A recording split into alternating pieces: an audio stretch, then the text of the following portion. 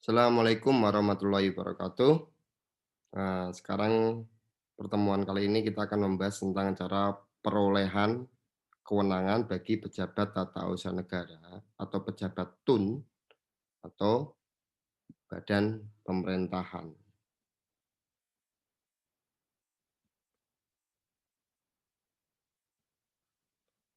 Nah, jadi kita membicarakan soal cara perolehan dan tanggung jawab wewenang pemerintahan. Inilah yang mencerminkan Indonesia sebagai negara hukum dan hukum administrasi negara berperan penting dalam hal ini, karena tidak sembarangan pejabat tata usaha negara atau badan pemerintahan itu bekerja. Harus ada rule yang harus ditaati, yang dijaga.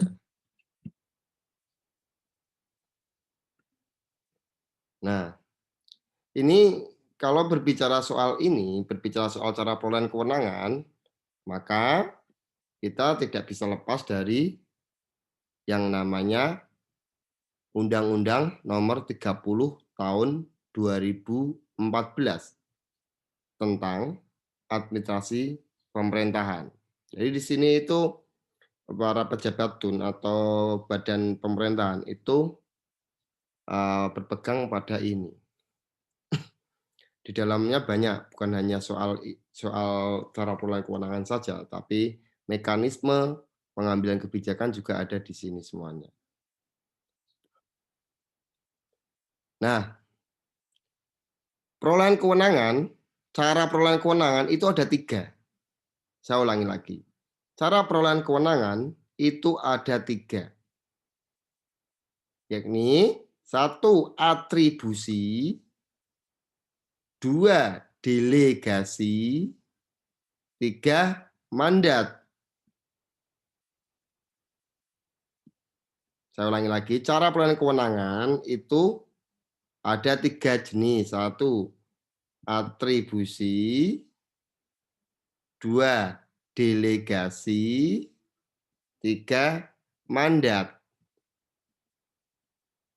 Nah, apa itu atribusi? Itu definisinya ada di Undang-Undang Nomor 30 Tahun 2014 tentang administrasi pemerintahan. Nah, di sini saya akan ulas secara singkat aja. Nanti teman-teman bisa mempelajari sendiri di undang-undang tersebut. Apa itu atribusi? Atribusi itu wewenang badan atau pejabat TUN yang bersumber pada konstitusi atau undang-undang. Jadi contohnya, misalkan presiden itu kan ada di konstitusi kewenangannya, ya kan? Tugas kewenangannya di konstitusi, maka itu adalah presiden mendapat kewenangannya berbentuk atribusi. Apalagi wali kota, bupati, misalkan kewenangan bupati itu ada di Undang-Undang Pemerintahan Daerah. Berarti kewenangan bupati atau wali kota itu namanya adalah kewenangan atribusi. Karena apa? Atribusi adalah kewenangan yang diperoleh yang sumbernya dari undang-undang atau konstitusi, Undang-Undang Dasar 1945. Nah, itu yang dinamakan atribusi. Yang kedua, soal delegasi. Delegasi sama definisinya juga ada di Undang-Undang Nomor 30 Tahun 2014 tentang administrasi pemerintahan. Di sini hanya singkat saja.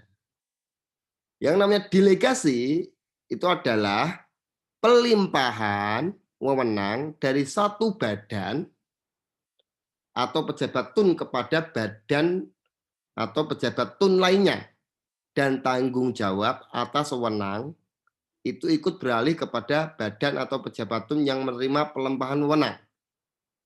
Misal, eh,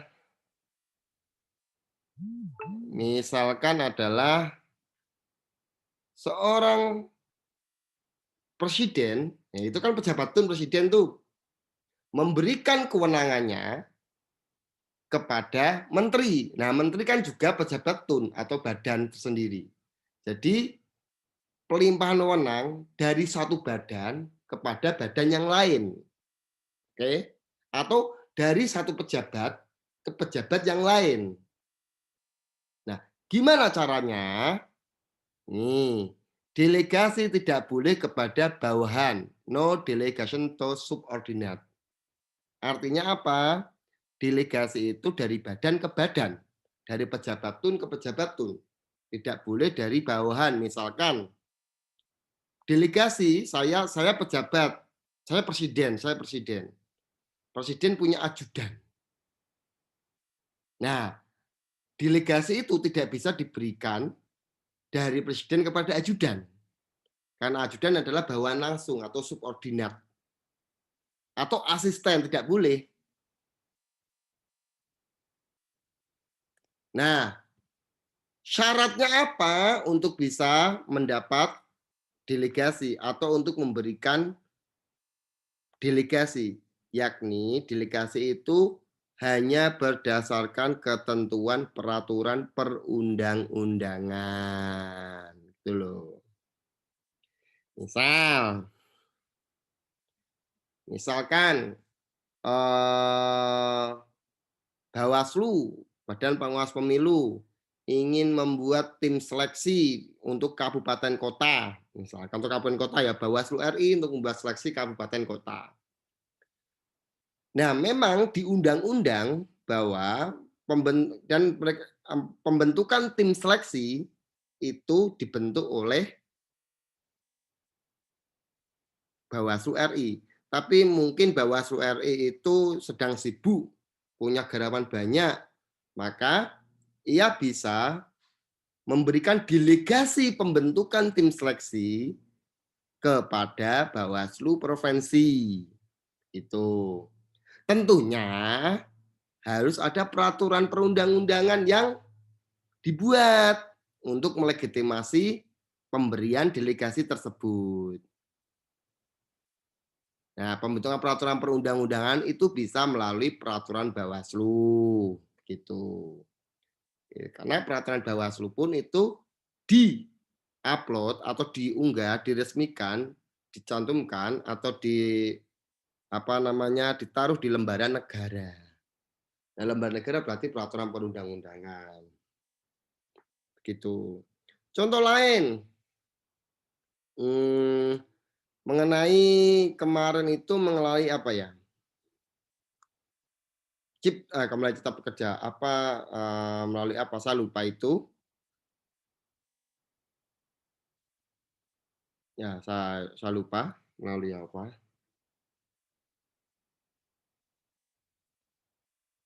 Nah, itulah delegasi. Bukan kembali, masuk ke cara perolehan kewenangan, jenis perolehan kewenangan yang ketiga, yaitu mandat. Mandat adalah wewenang untuk mengambil keputusan atas nama badan atau pejabat tun yang memberikan mandat.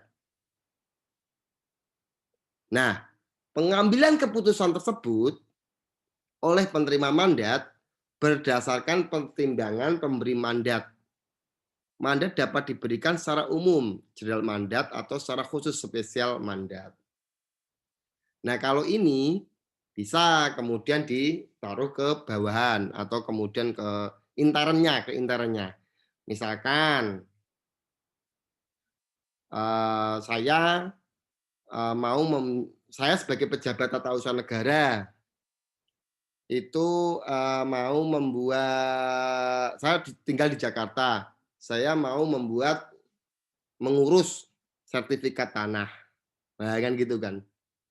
Karena saya mau membuat sertifikat tanah, maka saya nggak mungkin dong ke Semarang, maka saya menyuruh anak buah saya untuk mengurusnya atau melalui kuasa.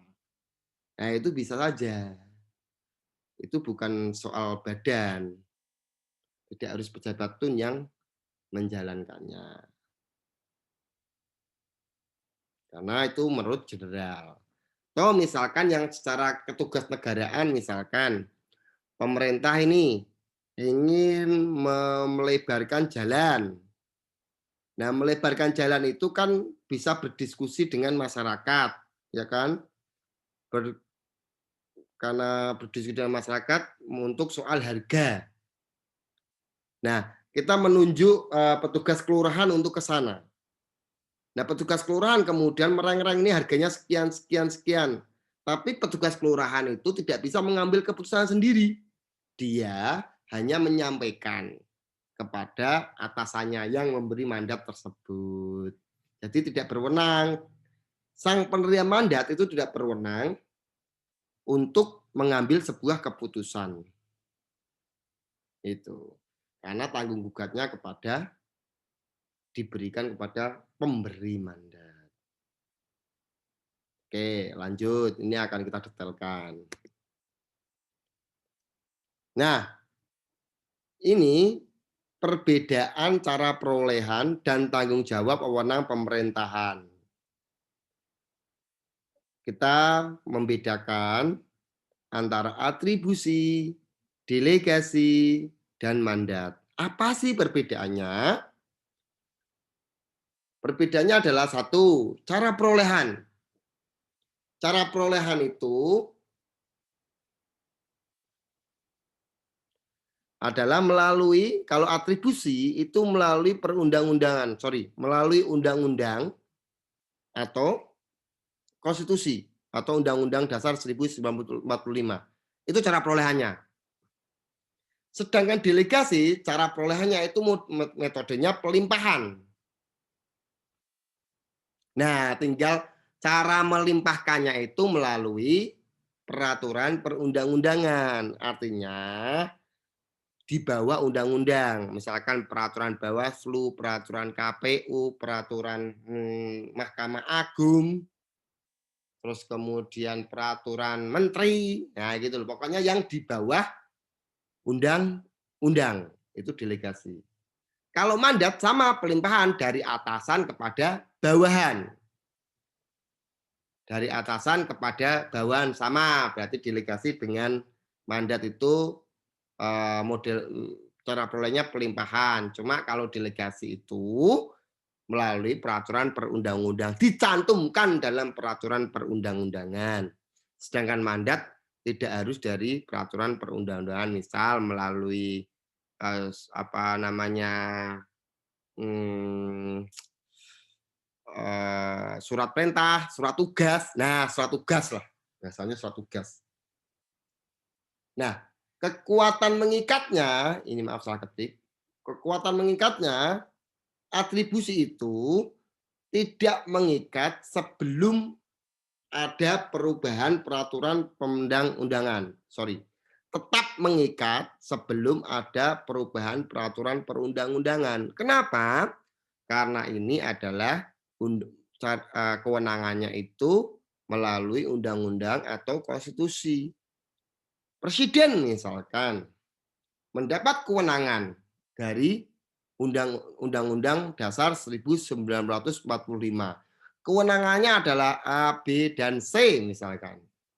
Nah, untuk mengurangi kewenangan A, B, dan C atau salah satu B-nya saja atau C-nya saja, itu juga harus mengganti undang-undang atau undang-undang dasar. Misal, kewenangan Bawaslu yaitu kewenangan Bawaslu dalam Undang-Undang Nomor 7 Tahun 2017 yaitu melakukan pengawasan misalkan. Kemudian ada banyak yang benci terhadap Bawaslu, itu menginginkan bahwa kewenangan Bawaslu, kewenangan soal pengawasan itu harus dihilangkan. Nah, tidak serta-merta kemudian bisa langsung menghilangkan karena kewenangan itu ada di undang-undang. Maka untuk menghilangkan kewenangan itu harus merubah undang-undang yang selama ini mendasari adanya kewenangan pengawasan di Bawaslu. Nah, itu. Kemudian kekuatan mengikatnya dalam delegasi, dalam kategori delegasi itu dapat dicabut atau ditarik kembali apabila ada pertentangan atau penyimpangan. Contrajus actus.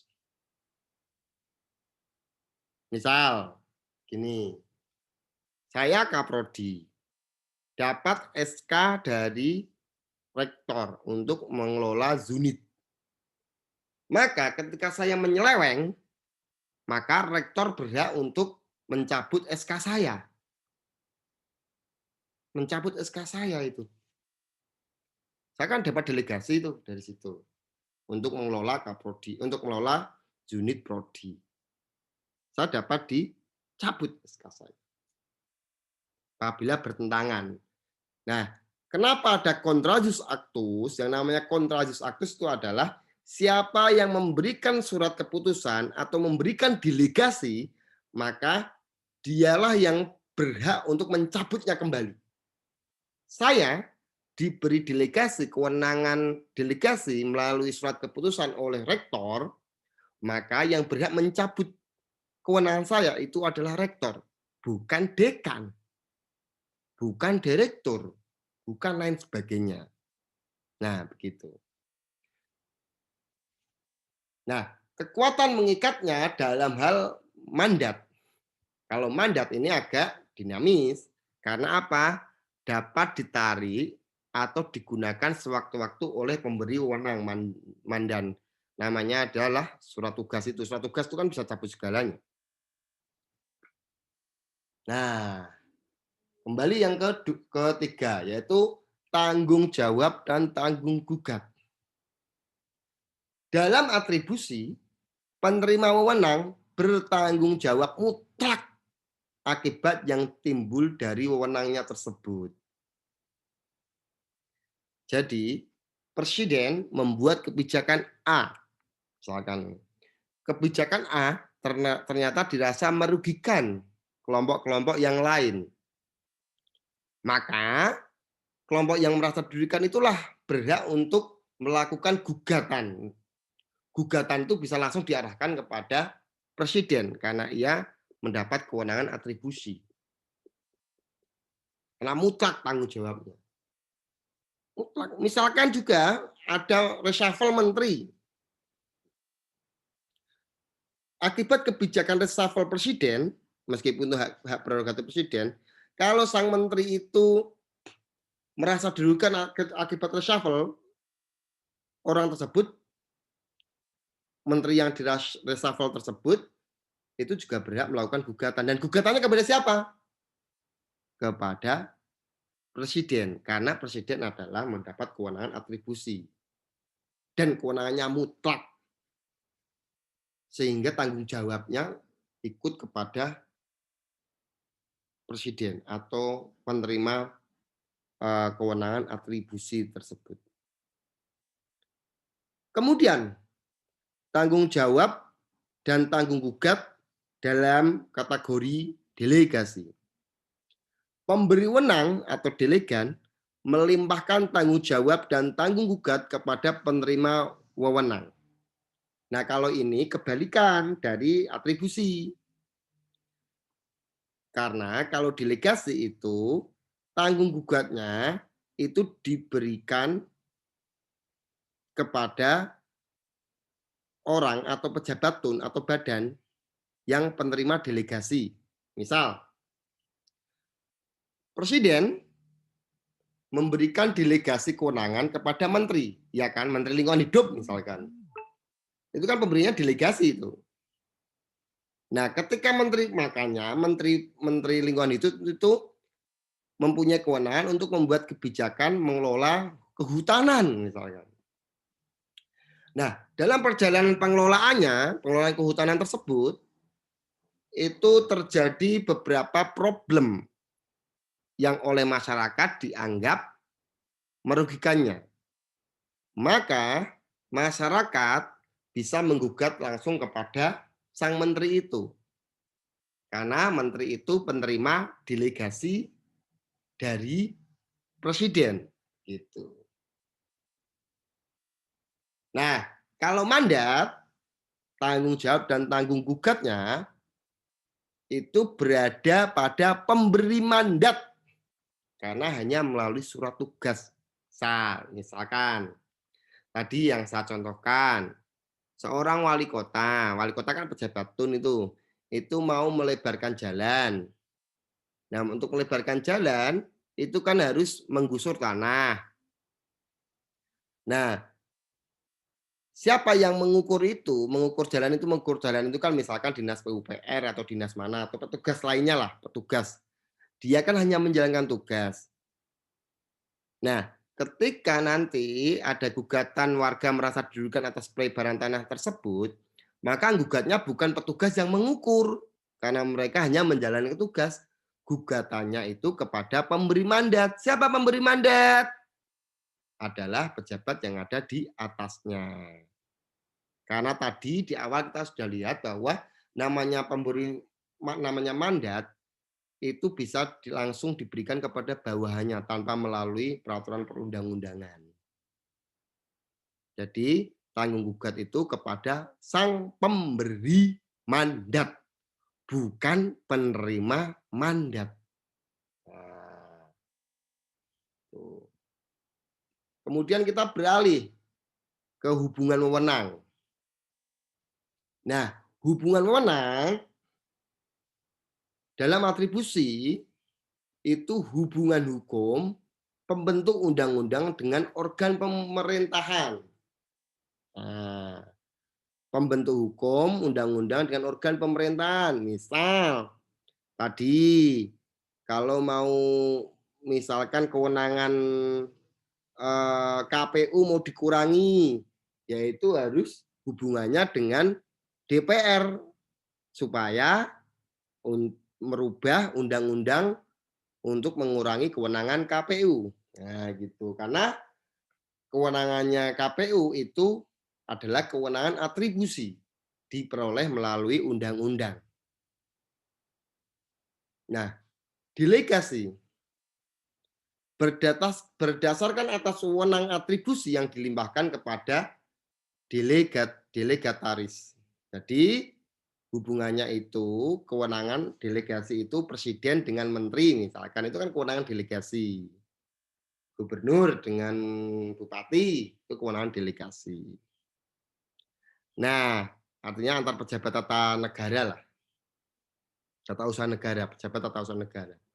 Nah, soal mandat itu berarti hubungannya bersifat internal antara bawahan dengan atasan. Antara saya sebagai pejabat dengan asisten saya. Dengan sekretaris saya. Dengan humas saya. Apalagi? Dengan siapa lagi? Dengan ajudan saya. Nah, misalkan itu kalau saya sebagai pejabat tata usaha negara. Demikian penjelasan singkat.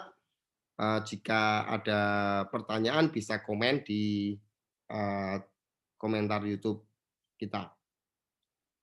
Terima kasih. Assalamualaikum warahmatullahi wabarakatuh.